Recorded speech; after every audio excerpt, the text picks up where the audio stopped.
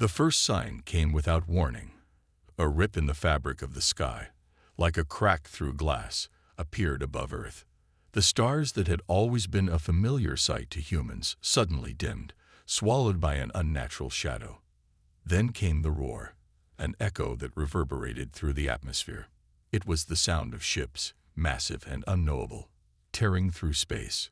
Earth's greatest defense systems, designed to protect against the unknown, were caught unprepared for such a sudden onslaught.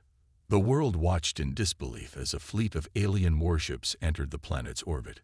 It wasn't supposed to happen like this. Earth had been quiet for centuries, slowly growing in power, in knowledge, in civilization. The idea that the Earth, once considered the cradle of humanity, would face an invasion from beyond the stars seemed impossible. Yet here they were. The fleet was not a peaceful one.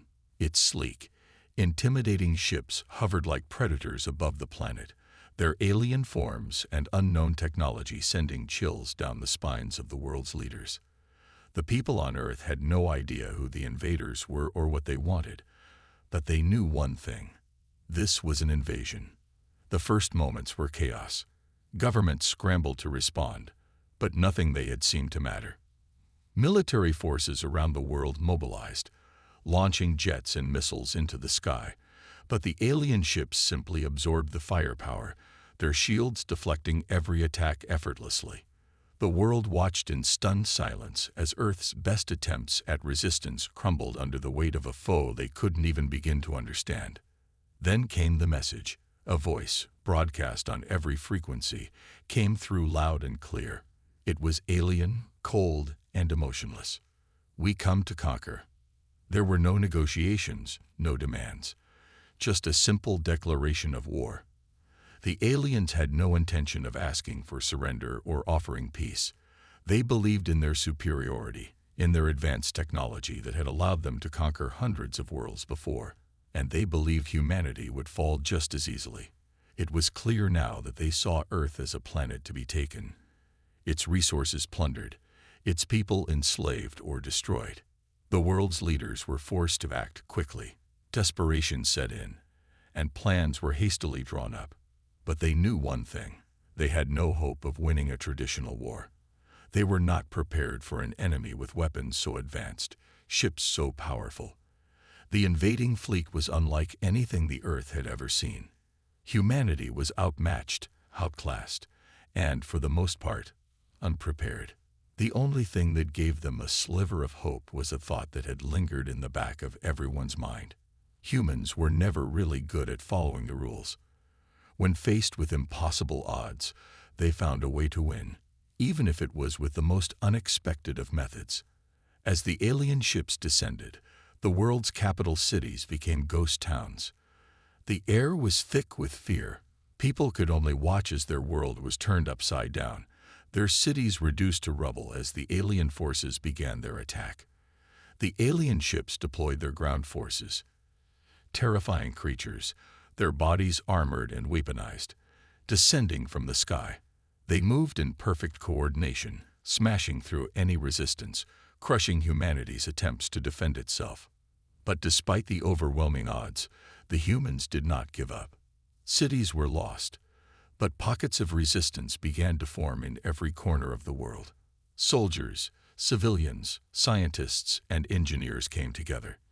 They were outgunned, outmatched, but they had something the aliens didn't: an unbreakable will to fight for their home. They knew their chances were slim, but they also knew this wasn't just a battle for survival. It was a fight for the future of Earth itself. In the midst of this chaos, there was one thing the aliens didn't understand. The humans were not a species that would simply bow down to their might. They might be outmatched in terms of technology, but humans had always been inventive. They had learned to turn the simplest of things into weapons, and their ability to adapt was something the invaders had never encountered before. And it was then, in the face of overwhelming destruction, that humanity's greatest strength revealed itself. The aliens, so used to crushing their enemies with their superior technology, had underestimated the human ability to turn anything, even the most unlikely things, into a weapon. While the alien forces moved in to establish control, small groups of humans began to fight back, using whatever they could find. Tools, vehicles, even household items were repurposed as weapons of war. The resistance wasn't large at first, just a few scattered groups, but they were enough to show the invaders something unexpected. Humans did not need advanced technology to fight back. They had something more powerful than weapons. They had their resourcefulness, their ingenuity, their will to survive. The first successful counterattack came from a group of farmers in the Midwest. With only basic equipment and a few scraps of alien technology they had scavenged from the wreckage of the first battle, they'd managed to disable one of the alien warships. It wasn't a victory of strength, it was a victory of creativity. They used what they had at hand, combining simple mechanical knowledge with what they had learned about alien tech to find a weakness and exploit it. As the news spread, more pockets of resistance began to form. The human spirit could not be crushed. The people fought back using every resource available to them: cars, trucks, even drones made from parts of old military equipment. As the resistance spread, so did their knowledge. They shared what they learned, showing each other how to turn even the most mundane object into a weapon that could stand against the alien invaders. The invaders, caught off guard by this sudden surge of human resilience, began to struggle. The power of Earth's people was in their ability to adapt, to see the world not as a set of unchangeable rules, but as a system of opportunities. For the first time, the aliens were faced with an enemy they could not predict, an enemy that refused to submit to their will. As the war continued, humanity began to turn the tide. Small victories turned into larger ones. Earth's defenses, built from whatever could be gathered, began to wear down the alien forces. The invaders had come with the belief that they would conquer the planet with ease, but they had underestimated the most dangerous thing about humans: their ability to use everything around them, no matter how insignificant it might seem, as a weapon in the fight for survival. As the world rallied, one thing became clear to the invaders. They had made a grave mistake. Earth's people were not going to bow down to them. In fact, they were going to make them regret ever setting foot on this planet. And so, the invasion began, not with a single shot fired, but with 1,000 tiny victories that added up to something much larger. Humanity had faced the impossible and was rising to meet it, armed with nothing but their creativity, their will, and their strength. The aliens had underestimated them, and that would be their undoing. The first battle had been a shock. The invaders had expected to break Earth's defenses with little resistance, but as the alien forces marched across Earth, they quickly learned that humans weren't as weak as they had presumed. The first moments of the fight had been full of fear and chaos, but soon humanity's greatest strength began to reveal itself: their resourcefulness.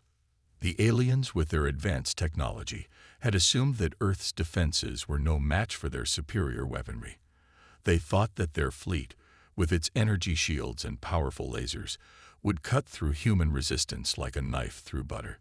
But what they hadn't counted on was that humans had always been able to turn even the simplest of things into powerful tools. In the early days of the invasion, the humans fought back in small, uncoordinated groups. They were outgunned, their weapons barely scratching the alien ships, but their spirits were far from broken. While the alien warships hovered above major cities, their soldiers descended to Earth with terrifying speed. Humanity's response was slow but steady. It wasn't the grand, organized military force the invaders had expected. It was something else entirely. Across the globe, humans began to organize. They didn't have advanced weaponry, but they had knowledge. They had an understanding of their planet, of the materials around them, and most importantly, they had a deep primal need to survive. Using the wreckage of their own cities, they began to build. They repurposed tanks, cranes, and even household appliances to create makeshift weapons. In the streets, people turned ordinary objects into dangerous tools. A frying pan could be used as a shield. A broken car door could be turned into armor. They were building their weapons from the ground up, piece by piece. The alien invaders, at first, found this amusing. They had faced worlds with weapons far more advanced than anything Earth could produce, and they assumed that these human-made weapons would pose no real threat. But they were wrong. Humanity's creativity was a weapon of its own. The first successful counterattack came from a group of survivors who had found a way to use alien technology they had scavenged from the wreckage of the first battle. A few scientists and engineers had managed to reverse engineer the alien tech and were able to combine it with human ingenuity. Using salvaged alien energy shields and laser tech, they built crude but functional war machines. The resistance wasn't just limited to cities or military outposts. It spread to the countryside, to the most unexpected places. Farmers, mechanics, and even school teachers found ways to make weapons. A simple tractor became a mobile cannon. A group of children armed with slingshots, supported by their parents, managed to bring down an alien scout ship. A group of construction workers used bulldozers and cranes to smash through alien lines, clearing the way for more survivors to escape. The world watched in awe as these unlikely heroes began to fight back, each small victory adding up to something much larger. The alien forces, initially confident in their ability to crush humanity, began to struggle. They weren't used to facing an enemy that didn't fight with conventional weapons. The aliens had advanced technologies, but the humans had something that couldn't be calculated: an unyielding determination to survive. The alien commanders began to notice the change in the battlefield. They had expected humans to cower, to fall in line, or be easily wiped out, but they didn't understand the one thing about humanity that made them dangerous. Humans were not bound by the rules of conventional warfare. They didn't need to fight in predictable ways. They could adapt, they could innovate, and they could turn anything into a weapon. One alien commander, Admiral Zorith, watched in disbelief as one of his battleships was disabled by a group of human fighters flying homemade drones made from parts of their destroyed cities. The aliens had underestimated the humans' ability to repurpose the technology they found, combining it with their own raw ideas. The humans had turned what should have been a simple skirmish into a full-scale war. The battlefield was no longer just a place of destruction. It was a proving ground for human ingenuity. The tides were starting to turn. Human resistance forces had spread to nearly every part of the world. In the heart of New York City, a group of survivors had gathered in secret, using the ruins of the once great skyscrapers to launch guerrilla strikes on alien patrols. They'd learned how to use their environment to their advantage. A small group of resistance fighters, armed only with old rifles and improvised explosives, managed to infiltrate an alien command center and capture valuable technology. But it wasn't just the soldiers or the rebels fighting back. Everywhere on Earth, from the most desolate corners to the largest cities, people were coming together, helping each other. Scientists and engineers shared their knowledge with anyone who had the skills to fight back. Farmers turned their tractors into makeshift armored vehicles. Mechanics turned old cars into mobile weapons. Families and communities worked together, turning their homes into fortresses and using everyday tools to defend themselves. Even the media, which had once been filled with panic, began to broadcast the stories of these human victories. People around the world began to believe that they could win.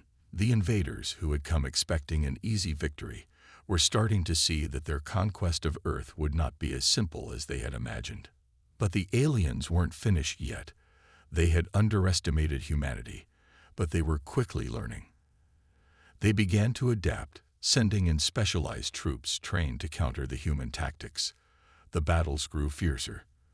The human resistance was learning, but the aliens were not going to give up easily. Despite the growing casualties, the humans were relentless. The alien commanders began to feel the pressure. As the resistance continued to grow, Earth's forces started to fight with more coordination. The leaders of the resistance, once scattered and disorganized, began to unite. They shared tactics, weapons, and strategies, using their new knowledge to strike back harder. The tide of war had begun to shift, but the humans knew they couldn't stop here. They needed something more, something that could give them the edge in the coming battle. And that's when they made a discovery, something that would change everything. It was a weapon unlike anything they had ever used before, one that could turn the battle in their favor for good. The humans were not just fighting for survival anymore. They were fighting for their very future. The war was far from over, but they had learned one important lesson. With enough ingenuity, enough courage, and enough will to survive, there was nothing that could stop them from reclaiming their world. And they were just getting started. The first sign that things were changing came not in the form of a battle, but in a discovery. It was a piece of alien technology that had been left behind after a failed skirmish, a discarded data module that one of the human resistance groups had recovered. At first, it seemed like just another piece of alien junk, a relic of the invaders' war machines. But when the scientists examined it closely, they realized it wasn't just a piece of technology. It was the key to something much bigger. The module contained detailed schematics of the alien fleet's internal workings. It was like a blueprint of their entire system, their ships, their weapons, and most importantly, their energy sources. It didn't take long for the resistance scientists to realize that they had just discovered a weakness in the invaders' armor. There, hidden in the data, was the key to a weapon that could turn the tide of the war in humanity's favor. The invaders had one major flaw. They had overestimated the security of their technology. The resistance leaders were ecstatic, but knew that such a discovery wasn't something to be shared lightly. The enemy was sure to notice if they began using alien tech against them. It would be a risk, but the humans had no choice. They had to strike while they still had the element of surprise. It was time to make their move. For weeks, the scientists worked in secret, gathering data from the module and reverse engineering it. They studied alien technology day and night, determined to build something that could give humanity a fighting chance. The aliens had underestimated them, and now, humanity was about to show them what they were capable of. Soon, a prototype was created. It wasn't perfect, not by a long shot, but it was powerful. It was a weapon capable of disrupting the energy fields that powered the alien ships. They had found a way to breach the one thing that had made the invaders so invincible: their shields. The weapon was small, portable, and made from the very same materials the aliens had used to create their own technology. It was the ultimate irony. Humanity had turned the invaders' own weapons against them. The plan was risky. The weapon was untested, and the aliens would soon realize that their defenses had been compromised. But the resistance had no choice. It was now or never. They had to act before the invaders could respond. The humans launched a daring raid on one of the alien command ships, a massive vessel that was considered the heart of the invaders' operations on Earth. It was a highly fortified target, heavily guarded by the most advanced alien soldiers.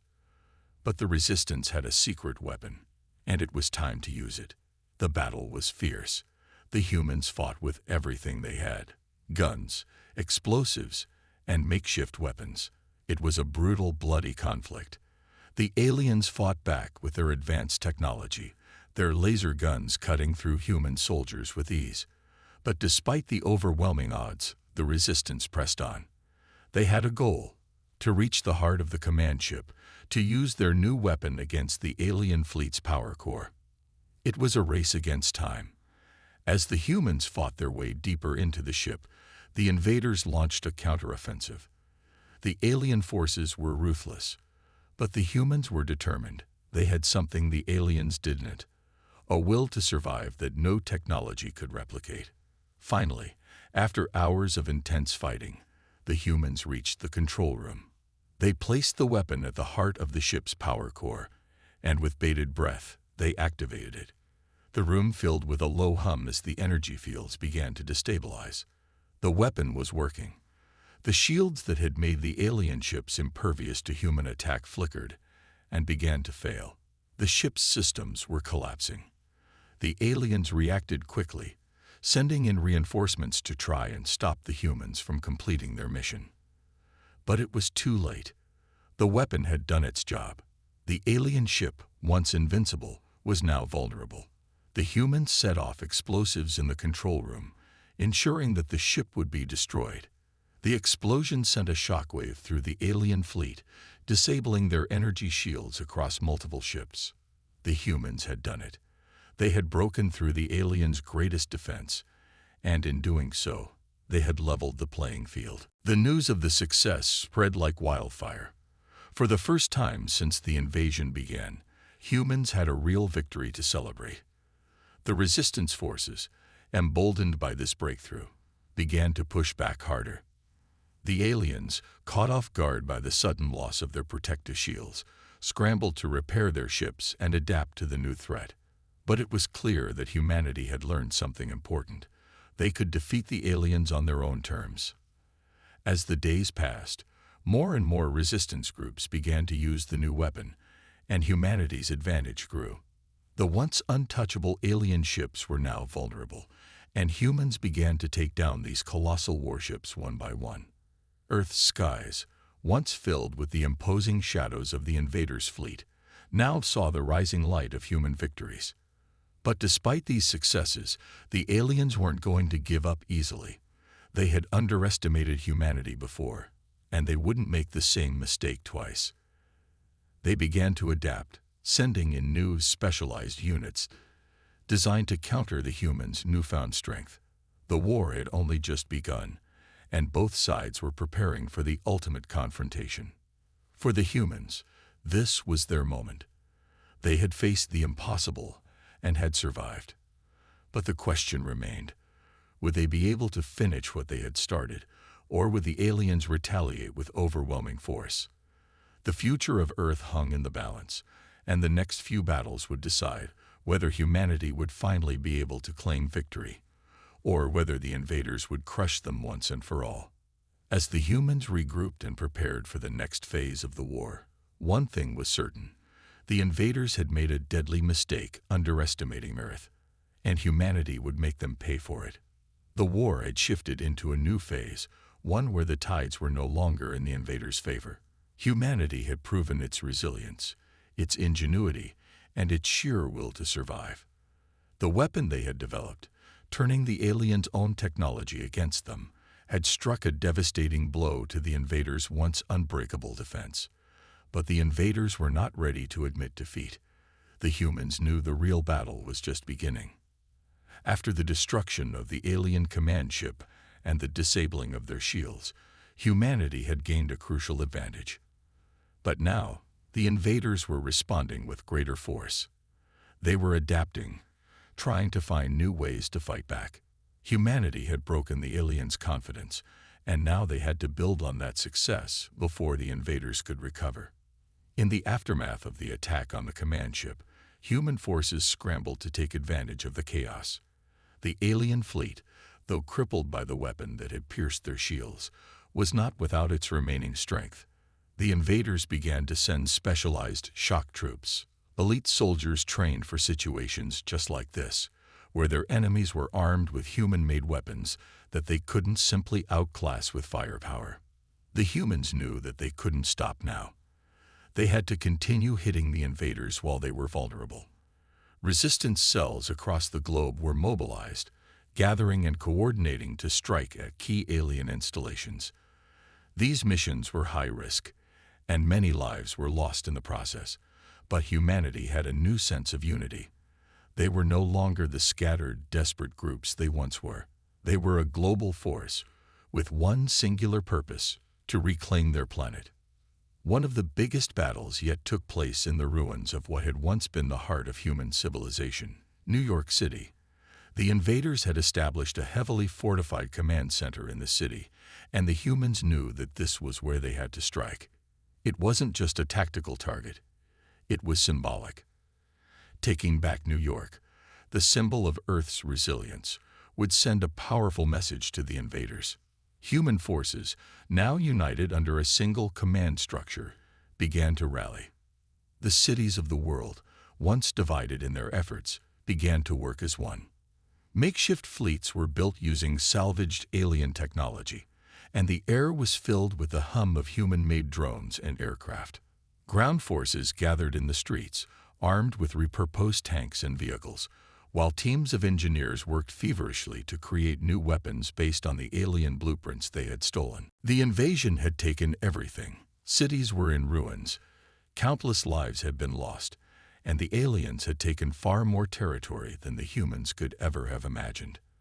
But humanity had a way of bouncing back, and in the midst of this rubble, they had found something much more important than a weapon. They had found each other. As the humans prepared for the assault on New York, an unspoken understanding rippled through the ranks. Every human, whether they were soldiers, civilians, engineers, or farmers, had a stake in this battle. The aliens had taken their homes, their families, their cities, but they would not take their spirit. The humans had made it clear, this was not just a fight for survival. It was a fight for everything they had ever known. The day of the assault came, and it was unlike anything the aliens had expected. The resistance forces moved in from all directions, coordinated by the new human command structure that had been built. The skies over New York were alive with drones and makeshift fighter jets, while the streets below were filled with humans who had taken up arms once again. The battle was brutal. The invaders, despite their advanced technology, could not keep up with the sheer unpredictability and determination of the human forces. Every building, every street corner, every alley became a battleground. The humans used their environment to their advantage, using the ruins of skyscrapers as vantage points, setting traps with the broken remnants of their own cities, and using guerrilla tactics that the aliens weren't prepared for. Human ingenuity shone through as they combined alien technology with their own understanding of Earth's environment. The special weapon that had first been used to disable the alien shields was now a standard issue for every resistance fighter. They used it not only to bring down the alien ships, but to disable their entire infrastructure. Alien power stations, communication hubs, and energy sources were systematically wiped out, throwing the invaders into disarray. The humans pressed on. They broke through alien lines, taking down one outpost after another. But as they neared the heart of the invaders' command center, they faced the most dangerous threat yet. The aliens, realizing they were losing their hold on the city, had deployed their most elite forces, large, heavily armed creatures that had once been used for the most dangerous missions across the galaxy. These alien soldiers were formidable, with thick, armored hides and advanced weaponry, capable of cutting through human defenses with terrifying ease. It was in these final moments of battle that humanity's greatest strength would be revealed. The humans had no choice but to face these creatures head-on, with whatever weapons they had. A group of resistance fighters, some of them just ordinary civilians, formed a last-ditch effort to hold the line. Armed with the most basic of weapons, rifles, grenades, and even crude homemade bombs, they fought with everything they had. Each of them knew they had only one chance, and they took that chance. In an act of pure bravery, one human soldier, a young woman named Sarah, managed to get close enough to one of the alien creatures to plant an explosive charge right at its core. The explosion was massive, sending shockwaves through the alien ranks. With the creature's death, the alien forces began to falter. The humans, now seeing that they had gained the upper hand, pressed forward relentlessly. The battle for New York culminated in a final explosive assault on the alien command center. In the midst of the chaos, a human fighter pilot, using a salvaged alien craft, took out the remaining alien warships orbiting the city. It was the final blow. The invaders, now leaderless and weakened, began to retreat. The humans had reclaimed their city. They had sent a message to the invaders and to the world. No matter how many times humanity was knocked down, they would rise again. The aliens had thought they could conquer Earth with their superior technology, but they had underestimated humanity's true strength, their ability to adapt, innovate, and fight for what they held dear. And now, Earth was no longer just a victim of invasion. It had become the epicenter of humanity's defiance. As the dust settled over New York, the sound of victory was felt across the globe. The alien forces had suffered a severe blow, and their once dominant position in the war had started to crumble. The city that had been a symbol of alien oppression now stood as a beacon of hope for all of humanity. But despite the triumph, the battle was far from over. The invaders, though stunned, were not defeated yet. The humans had struck hard and fast, but the aliens had been quick to regroup. The victory in New York had disrupted their command structure, but the invaders were not easily broken. The remaining alien warships and soldiers scattered across the globe began to form a new plan. They were recalibrating, adapting their tactics, and preparing for a final push to crush humanity once and for all. In the days that followed, the world rallied. From the ashes of destruction, humanity's strength had become clear. The global resistance, once a fragmented and disorganized force, had now come together in a way that no one could have imagined. The human nations, united by the desire to protect their planet, worked as one, coordinating military efforts, sharing resources, and refining their strategies. But there was no time to rest on their laurels. The aliens were regrouping, and their forces were beginning to strengthen. The humans had gained ground, but they knew that in this war, the invaders would not give up easily. The question now was how to deal the final blow. Humanity had learned a valuable lesson. They could never underestimate the power of their enemy, but at the same time, they could no longer underestimate themselves. The weapon that had disabled the alien shields, the one that had turned the tide in the battle for New York, had proven to be the key. Now the resistance leaders worked tirelessly to improve upon it, to create even more powerful versions that could target alien warships in space, disrupt their ground operations, and even counter their most advanced technology. The battle plans for the final confrontation were being drawn up, and humanity knew that the stakes had never been higher. The aliens would not stop until Earth was entirely under their control, and humanity had no choice but to fight back with everything they had. But in the face of such overwhelming odds, the resistance was not afraid. They had fought for their homes, their families, and their future, and they would continue to fight. The final confrontation would take place in the heart of the invaders' operations, a heavily fortified mothership located on the edge of the solar system. It was a colossal vessel, capable of launching devastating attacks on Earth from afar. The aliens had made it their command center, from which they had controlled their entire invasion effort. Destroying it would deal a crushing blow to the invaders' ability to fight. But the mothership was well protected. It was surrounded by fleets of alien warships and guarded by the most powerful forces the invaders had. Human intelligence suggested that it would be nearly impossible to infiltrate the mothership without first crippling the alien fleet protecting it. As the final battle loomed, humanity's most advanced forces, armed with the latest version of their shield-disabling weapon, began their preparations. A fleet of human ships, equipped with newly engineered versions of the alien technology, was assembled. The resistance forces knew this would be their ultimate test. If they succeeded, the war would be over. If they failed, humanity's chances of survival would dwindle to nothing. The final plan was set into motion. A fleet of human fighters and warships, led by the best pilots and soldiers humanity had to offer, would engage the alien fleet head-on in a desperate attempt to weaken their defenses. At the same time, a small group of human operatives would infiltrate the mothership itself, using the very technology the aliens had relied on to defend their vessel. Their mission was clear: disable the mothership's core and destroy it from within. As the human fleet engaged the alien forces in space, the final confrontation began. The battle was intense. Laser beams streaked across the sky as human and alien ships clashed. For every alien warship taken down, two more seemed to take its place.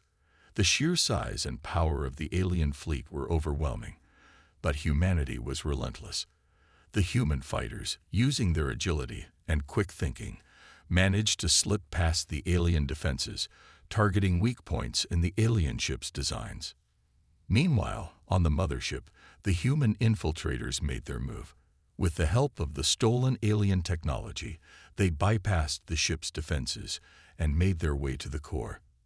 They knew that if they didn't act quickly, the invaders would destroy them before they could even get close. Time was running out. Inside the mothership's heart, the humans encountered the final and most deadly of the aliens' creations, a massive bioengineered creature that guarded the core. It was a horrifying sight. A towering beast, part organic, part mechanical, with eyes that burned with an unnatural intelligence. The creature had been designed to protect the most critical areas of the mothership, and it would not hesitate to kill anyone who dared approach. The battle that followed was fierce. The humans, despite their fear, fought with everything they had, using their weapons, their technology, and their sheer will to survive. The creature was powerful, but it was not invincible. With every strike, the humans wore it down. And eventually, with a final coordinated attack, they'd brought the creature to its knees. It was a victory, but it had cost them dearly. Finally, they reached the core of the mothership. The infiltrators planted the explosive charges and activated the self-destruct sequence. As they made their escape, they could hear the ship begin to tremble. The countdown had started, and the mothership was doomed. Outside, the human fleet had done its part. The alien ships, now weakened and scattered, were picked off one by one. The tide had truly turned. The alien forces, leaderless and decimated, began to retreat.